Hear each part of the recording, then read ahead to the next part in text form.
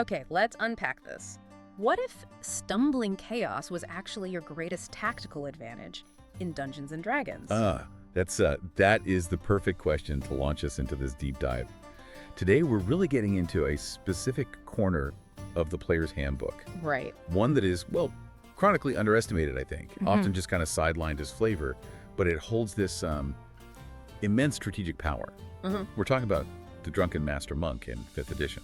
Yeah, and I think we all have that immediate mental image, don't we? The common perception, it's built around like pure comic relief, the swaying fool, maybe good for a laugh in a tavern brawl session, but definitely not seen as the optimal serious choice for, a high-stakes campaign. Most players, they tend to gravitate towards the stoic, disciplined Kai warriors, right? The ones who follow those more predictable patterns of power. Exactly. People read the name Drunken Master, and they kind of stop thinking about the mechanics. They see drunken and assume the subclass has to be weak, or maybe relies entirely on luck, or, actual drunkenness roleplay. Right. But our source material today, specifically Kiera Mensah's really detailed analysis over on LitRPG Reads, it aims to completely overturn that bias. Okay. So we're here to show you that the Drunken Master Monk is actually a masterclass in, knife-edge cunning and really breathtaking flexibility. It's designed to reward daring, inventive play. And speaking of invention, I actually have to share this quick story from a recent game. It just perfectly encapsulates this whole paradox. Bryce, lay it on us. So we were in this really high-tension situation, right? Trying to escape this cavern, but there were these two massive ogres blocking the only way out. A narrow, rickety wooden bridge over this, 100-foot chasm. Ooh, classic choke point. Perfect for big, dumb brutes. Exactly. And the situation pretty much demanded brute force or some serious magic, neither of which we really had left. No. So our drunken master, this chaotic half-orc named Grog, he looked terrified, stumbling around, shouting something about needing another flagon, playing the part. Okay, I'm setting the scene.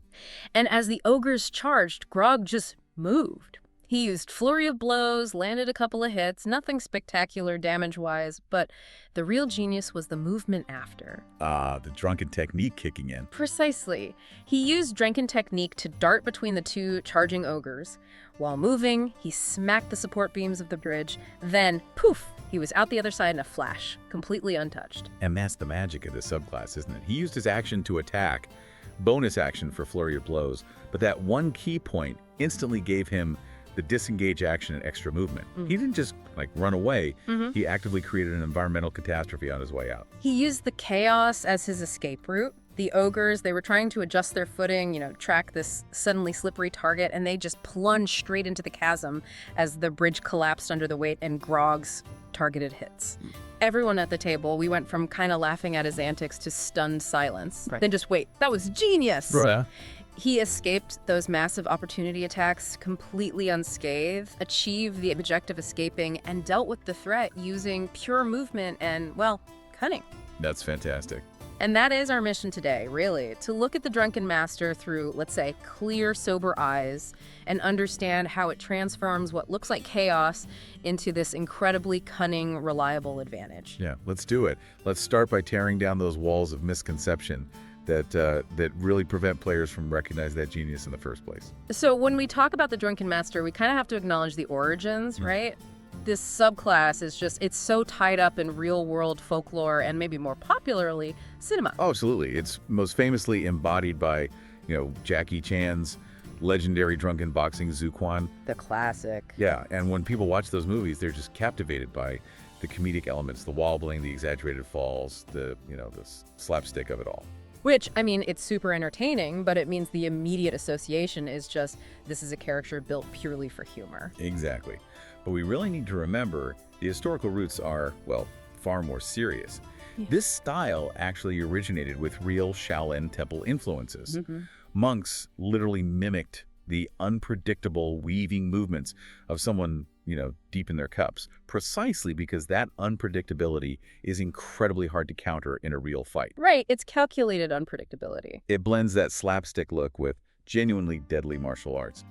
But, in the D&D Player's Handbook, the name just kind of stuck as a trope, almost a punchline. Yeah. Players see Drunken Master, and they immediately picture a character who just stumbles through fights on sheer unreliable luck, not calculating skill. And that leads, like you said, to players sticking with what they think are the more mechanically optimal choices. You know, the quiet Kai warriors. The Drunken Master just suffers from the severe image problem. The name itself acts as a barrier, kind of triggers groans and dismissals at the table. It totally creates this defensive smokescreen, and we need to pull that away to really understand the mechanical reality underneath. Kiera Mensah's analysis highlights several really common and damaging misconceptions about it. Okay, let's look at the big ones. First, there's that enduring belief that the Drunken Master is only good for comic relief. Or, maybe even worse, that the mechanics somehow rely entirely on alcohol-based roleplay to even function properly. Right. That's probably the most persistent myth. Mechanically, the subclass has absolutely zero dependence on alcohol consumption. None. Zero. The abilities are pure martial discipline applied to misdirection and evasive movement. The drunken descriptor is just a fighting style, you know, an aesthetic choice for how the player describes their character's movements. So you play them totally sober? Absolutely. Yeah. You could play this monk as perfectly sober, just utilizing confusing, staggered footwork, and the features work exactly the same. Which actually allows for some really rich roleplay options, doesn't it? Maybe they're a dizzy dancer, or they have some kind of neurological condition, or they're just an extreme practitioner of pure misdirection. The flavor's up to you. That's a great point. Sure. Okay, another key misconception, and this is the one that I think really hurts its perceived viability in serious games. The assumption that it just lacks the raw damage output or like the control needed compared to the quote-unquote serious monk subclasses, like Way of the Open Hand. Yeah, and this is really a failure to look past the first level of analysis. The Way of the Open Hand, for instance, it's phenomenal for raw damage, yeah? Yeah. And for those status effects, ending a flurry of blows with a powerful knockdown or denying reactions, that's strong stuff. Definitely. But the Drunken Master essentially trades that direct control for what I'd call overwhelming tactical superiority in movement and positioning. You aren't actually giving up damage potential in the long run. How so? Well, you're transforming what's normally a defensive expenditure, using your action or bonus action to disengage into an offensive one by rolling it into your flurry of blows. So you maintain your damage output while simultaneously making yourself almost untouchable. The cost-benefit analysis is just different. One is about immediate impact on a single target. The other is about long-term survivability and manipulating the entire battlefield. Right, that makes sense. It's a different kind of battlefield control. Okay. I think maybe the most limiting belief, the one that stems from all this, is the idea that the strengths of the Drunken Master only really show up in, like, contrived, niche situations, you know, that one tavern brawl scenario we mentioned, and that outside of those specific moments, the subclass just falls completely flat.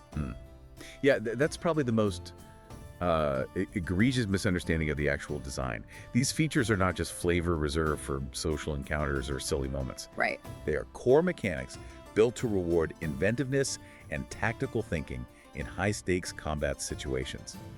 Think about escaping movement-impairing spells like Web or Entangle, navigating extremely tight dungeon corridors packed with enemies, breaking enemy formations apart, saving allies who are pinned down. All standard D&D combat stuff. Exactly. These are core components of D&D combat, and the Drunken Master excels at them far more often than they're useful for, you know, winning a drinking contest. It really is a smokescreen then. These misconceptions just completely block players from seeing the quiet precision of engineered chaos that the design actually rewards. Yeah, beautifully put. It's not about predictable rote monotony like some other classes might fall into.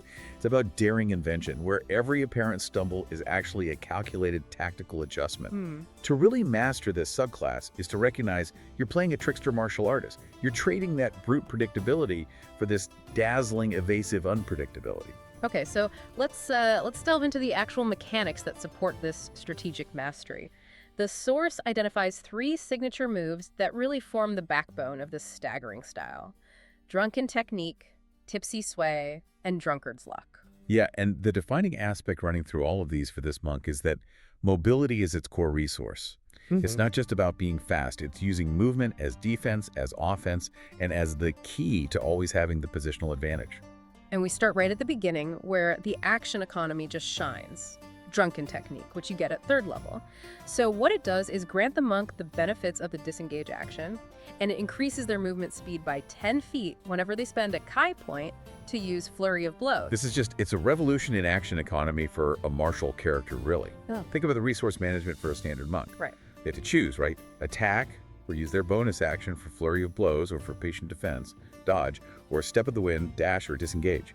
The Drunken Master just rolls disengage and extra movement right into the flurry of blows. So for just 1 QO point. For a single key point, you get 2 extra attacks, you escape all opportunity attacks from anyone you hit, and you gain 10 feet of tactical repositioning speed. It's incredibly efficient. It totally transforms the monk into the ultimate hit-and-run tactician, doesn't it? In a typical round, a monk might move, 40, 50 feet, depending on race and level. A Drunken Master can now move 50 or 60 feet, hit multiple times with their flurry, and then position themselves completely outside the enemy's effective threat radius without any fear of reprisal attacks. It makes them almost impossible to pin down, especially when you're dealing with multiple foes. Yeah. The tactical application here is just immense. Let's say you're fighting a group of heavily armored knights or something. Okay. You dart in, maybe hit 2 or 3 of them with your main attack and the flurry, and then immediately reposition 60 feet away to flank their squishy spellcaster in the back line. All the frontline fighters just whiff their opportunity attacks because you effectively disengaged. It's superb for just constantly engaging and disengaging from the front lines safely. Really boosts survivability. Absolutely. But, okay, here's a question that comes up. Doesn't focusing so much on movement mean they kind of sacrifice the powerful, stunning strike ability that, say, open-hand monks rely on so heavily? How do you justify that trade-off? That's a really critical question and a fair one. They justify it, I think, by mitigating damage entirely rather than trying to shut down one opponent temporarily. Stunning Strike is undeniably a powerful tool, right? Removing an opponent from the fight for a round is huge. For sure. But it requires a successful Constitution saving throw from the target, and the monk usually has to remain in melee range to keep applying pressure or blocking. The Drunken Master, instead, uses movement as their primary defensive resource. Okay. By eliminating opportunity attacks with Drunken Technique, the monk ensures they take potentially 0 damage when repositioning. This preserves their own hit points, keeps them in the fight longer, and allows them to maintain focus on high-priority targets that a traditional monk might struggle to reach without taking heavy fire on the way. Gotcha. So it's superior key efficiency, but used for survival and positioning rather than direct single-target control. That makes perfect sense. All right, now let's skip ahead a bit to 12th level for Tipsy Sway. This is where the chaos really gets weaponized. Oh yeah, Tipsy Sway is where the true martial misdirection starts to shine. It has 2 equally potent parts. First, and this is the flashy one, if a creature misses you with a melee attack roll, you can use your reaction to cause that attack to hit another creature of your choice within 5 feet of you, assuming the original attack could reach them. This is what Kiera Mensah called weaponized embarrassment, and I love that phrase. Oh, that's perfect. It literally turns the enemy's own momentum and, frankly, their allies' poor positioning directly against them. You dodge, and suddenly their massive great attack slams into their buddy standing next to you. It forces enemy-friendly fire and fundamentally changes how enemies have to deploy their ranks. It actively punishes tight formations around the monk. Yeah. And here's where the subtle tactical play comes in. A clever monk can deliberately maneuver to place a low AC enemy, maybe a goblin or a vulnerable caster, right between themselves and a big high-damage brute like an ogre. Baiting the miss. Exactly. The brute is much more likely to miss the monk's probably high ACC. When they do, the monk uses their reaction, triggers Tipsy Sway, and suddenly that ogre is accidentally obliterating its own backline support. It's this high-level mind game that really rewards environmental awareness and clever positioning. That's fantastic. And the second part of Tipsy Sway, which I think often gets overlooked, is the utility related to the dash action. When you take the dash action, difficult terrain doesn't cost you any extra movement. Yes. This elevates the Drunken Master from just being fast to being absolutely unhindered by the environment. They can just laugh off common battlefield hazards. You know, the muck of a swamp, jagged rocks from a cave-in, even magical effects like spike growth or a web spell. Which can cripple other martial characters. Totally cripples them. But the Drunken Master maintains incredible battlefield tempo. They ensure that the party's movement is never dictated or bottlenecked by the environment or enemy traps. They just flow through it. Okay. And then there's the ultimate failsafe, the capstone feature almost. Drunkard's Luck, gained at 14th level. You can spend a carry point to cancel a disadvantage on any ability check, saving throw, or attack roll. This is the ultimate trump card against fate itself, isn't it?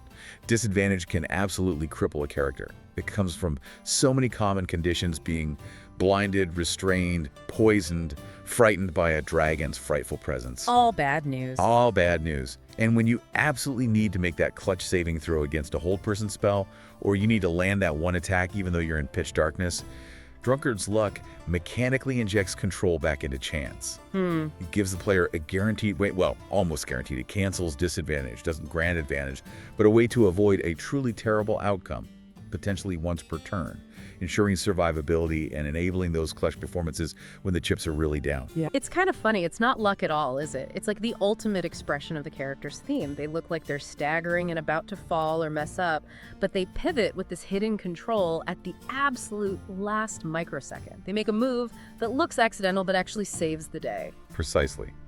And beyond those three big anchors, we have a couple of other essential utility features that really solidify this mobile, evasive style.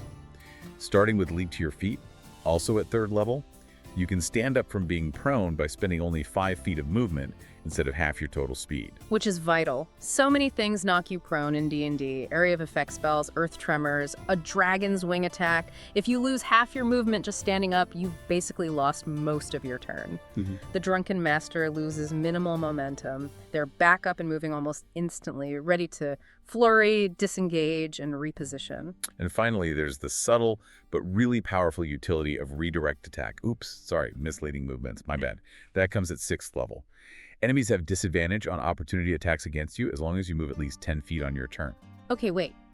So this, combined with Drunken Technique's free disengage, that makes the monk almost untouchable when moving, right? Pretty much. If they don't use Flurry of Blows, for some reason, maybe they're just moving, dashing, or taking another action, they still impose disadvantage on any opportunity attacks against them just by moving 10 feet or more. Wow. It allows them to effectively dodge the gauntlet when they're, say, rushing forward to rescue a downed ally, or maybe just fleeing a hopeless engagement. Every little quirk of their movement becomes essential, potentially lethal utility. They're just slippery. So we really have to contrast the Drunken Master with, the typical frontline warriors, your paladins, your fighters. Yeah. They're usually defined by their ability to hold a fixed line, absorb punishment, maybe lock down The opponent. tanks, basically. Right, the tanks are the anchors. The Drunken Master Monk does pretty much the opposite. They seize control of the battlefield's flow. They dictate the rhythm of the fight through this ceaseless, unpredictable movement. And that disengagement loop we talked about, that's really the engine driving this control, isn't it? Absolutely. Because disengage is always ready after a flurry of blows, enemy formations that rely on mutual defense, on locking targets down in melee, they suddenly become invitations, not threats. The monk just surges through the chaos, attacks a key weakness, maybe a lightly armored foe or a support beam like in your story, and then just disappears before the enemy can react effectively without leaving an opening. That enhanced mobility becomes a weapon in itself. It turns the entire battle map into an advantage for the monk. Yeah, exactly. This monk can practically ignore verticality with their Step of the Wind if needed. They ignore difficult terrain with Tipsy Sway's dash bonus. They pirouette through danger using disengage. They can spring ambushes from unexpected angles and outflank even massive monsters in a single turn. They really become the party's most versatile movement resource. They're gap closers, elevation specialists, emergency rescue workers. All rolled into one. It elevates the subclass to a true, highly mobile tactician. Evasiveness becomes this almost unbreakable defense, and the monk manipulates threat priority simply by, existing in 3 places at once over the course of a round. Right. Enemies end up wasting actions, maybe even Kai points or spell slots, just trying to target or pin down an enemy they can never actually catch reliably. So let's try and break down some specific strategic scenarios where the Drunken Master really shines. We can highlight how they manipulate the focus of the fight, drawing from the source's really deep tactical analysis. Okay, yeah. The most obvious one, and probably the most essential use, is darting through the front lines to disrupt those vulnerable spellcasters hiding in the rear. Absolutely fundamental. A traditional monk, or even a fighter, has to worry about surviving that gauntlet of opportunity attacks to get back there. The Drunken Master uses a single Kai point for flurry, bypasses the entire front line with potentially 60 feet or more of movement, targets the caster, maybe forces a concentration check with a couple of quick hits, and then, using the free disengage from Drunken Technique, zips right back to safety, leaving the frontline fighters just kind of staring at each other, wondering how they missed him. And related to that, they're masters of baiting enemy reactions, right? Oh, definitely. They can force enemies to spend their limited reactions, usually just one per round, on opportunity attacks that the monk has already ensured will either have disadvantage, thanks to misleading movements, or that they can't even take it all because the monk used drunken technique to disengage. They just drain the enemy's action economy defensively. That's clever. Okay, thinking about party synergy. Repositioning is always good for the team. Always. Because the monk is so incredibly fast and slippery, they can effortlessly use their movement just to secure flanking positions for allies, instantly creating advantage for the rogue's sneak attack or maybe for the fighter's critical blow attempt. They become an action economy multiplier for the whole party just by moving smartly. I really love the visual Kiera Mensah paints of the monk holding a choke point solo. They become this incredibly irritating, like rubber banding barrier. Yeah, they dash into the choke point, attack whoever's there, use flurry and disengage, move back maybe 10 or 15 feet, wait for the enemy to step forward into the choke again, and then just repeat the process. Enemies waste time and energy trying to contain this phantom threat, this mosquito they can't swat, instead of focusing their efforts on the rest of the party further back. That focus manipulation is just crucial for party survival, isn't it? The monk is usually high AC, maybe dex-based, and highly evasive. That makes them arguably the best choice to pull mob aggro away from those fragile spellcasters. Yeah, they can literally kite half a dozen enemies around a large combat area while the wizard maintains concentration on that crucial wall of fire or hypnotic pattern. That's huge. And let's not forget the ultimate party saver utility. Disengaging to rescue downed teammates without triggering attacks. Yes.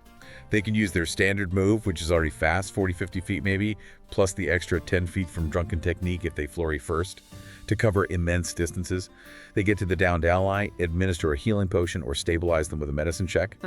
And then, if they use flurry, they still have their free disengage to ensure they get back to relative safety in one seamless turn. It transforms them into an immediate mobile lifeline. That's incredibly valuable. No other martial class can really fulfill that role of the super mobile field meta quite so effectively. Definitely not with that level of safety and speed. Yeah. Then we circle back to Tipsy Sway, the chaos perfected, using it to redirect missed attacks so enemies damage their own ranks. That is peak battlefield control through its direction. The source mentions the cult leader chaos example. Imagine a cult leader uses some ability or maybe casts a spell that causes all their nearby followers to attack wildly, maybe with disadvantage or something. Yeah. The Drunken Master simply positions themselves near the cult leader. The followers attack the monk, they probably miss because of the monk's AC, and the monk uses their reaction over and over to force those missed attacks to hit the leader instead. Enemy unity just crumbles into internal chaos. That is brilliant. And just their interaction with objectives in general seems top tier. They're masters of weaving through enemies to get to that crucial lever or pressure plate or MacGuffin. Yeah, they exploit that extra movement constantly, chasing down fleeing enemies who thought they were safe behind a barrier or around a corner. Easy work for a Drunken Master. And we absolutely cannot forget the two big defensive aces we touched on. Surviving devastating area of effect spells just by having the speed to reposition instantly out of the blast radius. And maybe more importantly, their almost unparalleled capability of outmaneuvering grapples, webs, or other movement-impairing effects with total ease, thanks to that combination of free disengage from flurry and leap to your feet. Right. If a big monster spends its entire action trying to grapple the monk. Wasted action. Total waste. The monk spends one Kai point, flurries them in the face, and is gone. The grapple is instantly broken because they moved away. Savvy Drunken Masters really do become the glue that holds a party's tactics together, don't they? They see opportunities most other characters would ignore, converting threats into advantages with every tumble and sway. Yeah, they demand improvisational thinking from the player, absolutely. But the rewards are these profound strategic wins that simply wouldn't be possible with a more traditionally deployed martial class. The Drunken Master doesn't just play by the rules of battle, they actively rewrite them turn by turn. Okay, so now that we've hopefully established the overwhelming mechanical competence of this subclass. Which I think we have. Good. Let's explore the other side, which is just as compelling. The rich narrative possibilities. The Drunken Master is far, far more than just a funny character trope. They are a deep study in masks, in secrets, and maybe in second chances. Yeah, that inherent contradiction is exactly what makes it so rich for role-playing, isn't it? You're constantly juxtaposing this foolish-looking facade with hidden, perhaps deadly mastery. The laughter becomes a shield, maybe a weapon, maybe even its own kind of language. And the core question is always there: why? Why would a martial artist of this caliber pretend to be so clumsy, so ineffective? That question alone provides instant character depth. It creates this immediate, fascinating tension between appearance and reality that can drive entire character arcs. And the source material, Kiera Mensah's article, gives us a fantastic starting point for some really compelling backstory ideas. Let's dive into some of those high-tension narrative hooks. Right, sounds good. Let's start with the idea of a former champion. Maybe they were once this revered figure in a monastery or a celebrated pit fighter, but some terrible failure or deep trauma led them to hide their identity behind utter buffoonery. Right. The staggering isn't just an act. It's a deliberate disguise. Maybe they're trying to evade a dark past, or perhaps there's an assassin hunting them who relies on tracking predictable, skilled fighters. Their own skill has become a dangerous liability they need to conceal. Ooh, I like that. Or, consider the runaway noble archetype. Yeah. This character might have totally rejected a life of suffocating privilege, adopting the persona of a common fool or a street drunk just to move through society completely unnoticed. Their low status and the faux drunkenness become the ultimate disguise, allowing them to maybe act heroically behind the scenes without any political blowback or unwanted attention. That's really cool. And I love the teacher archetypes this enables, too. You could play the reluctant mentor or the unconventional sage. Right. Their insights always come laced with riddles, terrible jokes, maybe slurred nonsense. Their students, and probably the rest of the party, have to constantly work to extract the actual wisdom from the jest, never quite knowing if the advice they just got is profound truth or just pure drunken rambling. Yeah. And for campaigns heavy on intrigue, the political angle is just phenomenal. Imagine playing a double agent who feigns drunkenness to gather secrets completely unnoticed, like the heist at the hideout example from the source. They look like a harmless drunk, staggering past guards, maybe passed out in alleyways near secret meetings, overhearing crucial information, all while their mind is actually razor sharp and their memory is perfect. The disguise is their most powerful tool for espionage. That has so much potential.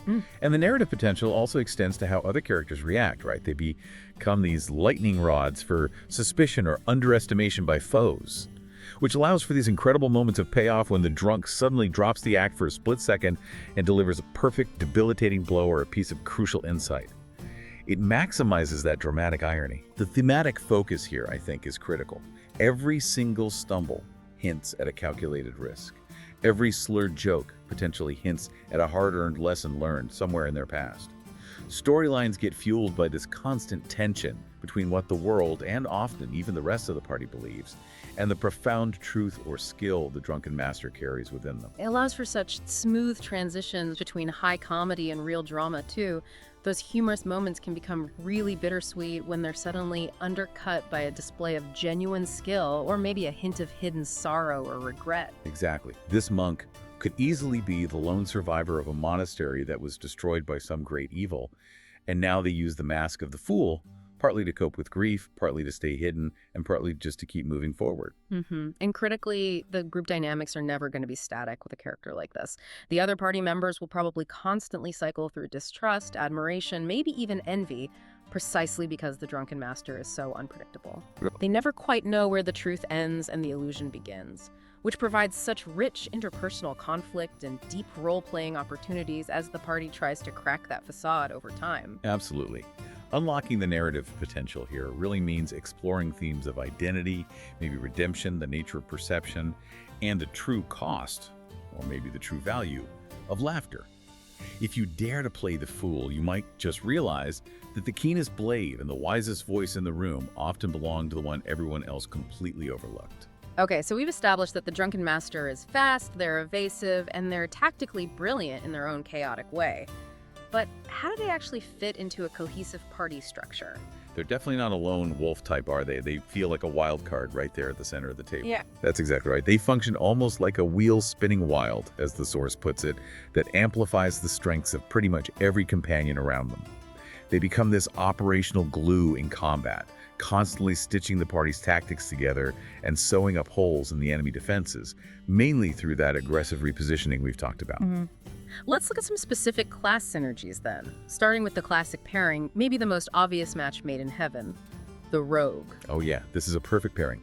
The rogue relies so heavily on getting advantage, usually through flanking, to land those devastating sneak attacks. Right. The monk's unpredictable mobility is perfect for drawing enemies out of position. Right. And, crucially, it allows the monk to constantly generate flanking opportunities that the rogue can then capitalize on with minimal risk. The monk moves in, maybe makes the enemy focus on them for a second, flurries, disengages, and leaves that enemy perfectly positioned and maybe distracted for the rogue's next turn. Beautiful setup. Okay, then think about the frailer spellcasters in the party, the wizards, the sorcerers. Yeah, for them, the monk is an unparalleled disruption tool. They dart past the enemy front line, engage the enemy backline, maybe tying up archers or other casters, pulling fire and attention away from the party's high-threat casters. Protecting concentration. Exactly.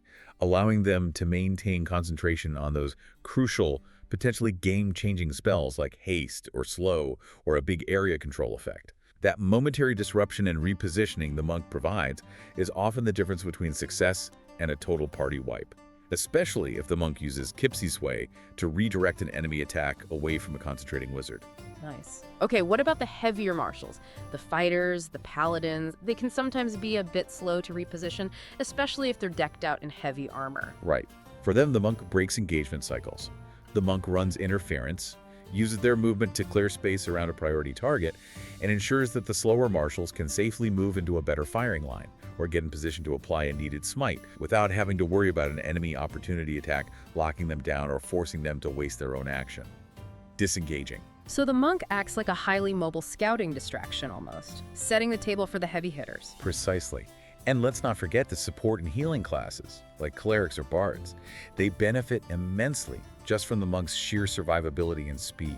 How so? Well, like we discussed, the monk can slip past enemies using misleading movements maybe, combined with disengage after a flurry, to deliver emergency healing potions or drag wounded party members back to safety. That mobile medic role again? Yeah, they transform into an immediate, reliable lifeline, capable of crossing maybe 60 feet of dangerous territory, performing a critical support action like administering aid or using a healer's kit, and then escaping, all while taking minimal personal risk. No other martial class can fulfill that specific role quite so effectively. Even classes that focus more on area control, like maybe a battle master fighter setting up maneuvers, or a ranger utilizing hunter's mark, they'd benefit too, right? Oh, for sure. The monk sets up the maneuvers by distracting key targets or moving enemies into disadvantageous positions. They ensure the fighter's limited superiority dice land where they matter most.